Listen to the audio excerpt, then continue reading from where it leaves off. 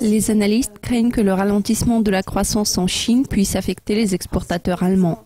La confiance des entreprises positives publiée lundi dernier témoigne de ce que l'Allemagne a pris une bonne direction.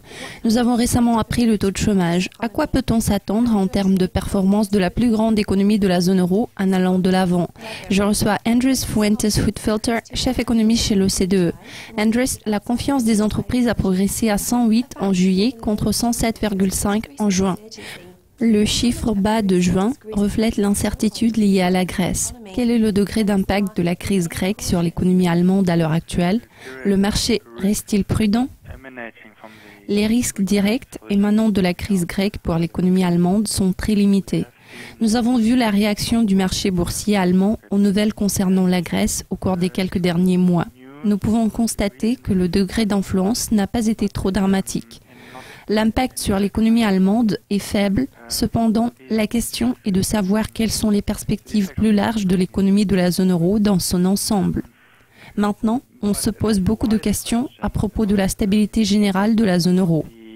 À plus long terme, ces questions deviennent très importantes en termes de perspectives d'avenir de l'économie allemande. La confiance des consommateurs allemands est restée inchangée à 10,10 en août par rapport aux mêmes résultats en juillet 2015. Est-ce que la période de faiblesse prolongée traversée par les économies américaines et chinoises pèse sur le commerce allemand? Il a perdu 15% de son élan suite à la baisse des dépenses des consommateurs et la détérioration de la confiance des entreprises. En ce qui concerne les États-Unis, nous croyons que les perspectives de croissance du pays sont assez bonnes. Le ralentissement enregistré dans certains secteurs a freiné l'activité économique aux États-Unis plus tôt cette année, mais nous voyons que la reprise est en cours. Pour ce qui est de l'économie chinoise, elle a effectivement montré des signes de ralentissement de la croissance. L'incertitude par rapport aux perspectives de l'économie chinoise s'est accrue.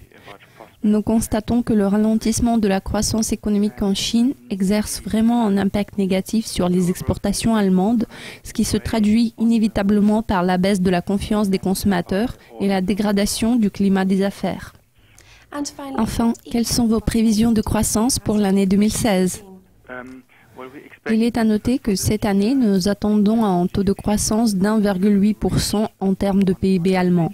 Cela veut dire que l'économie allemande est susceptible de croître d'1,8% cette année. Dans nos projections économiques faites au début de juin, nous avons tablé sur un taux de croissance de 2,3% en 2016, ce qui est principalement dû au ralentissement de la croissance économique en Chine. Pourtant, dans le contexte donné, il serait raisonnable de prévoir une croissance moins forte l'année prochaine que le taux anticipé de 2,3%. Voilà pourquoi, maintenant, nous tablons sur un taux d'environ 2%.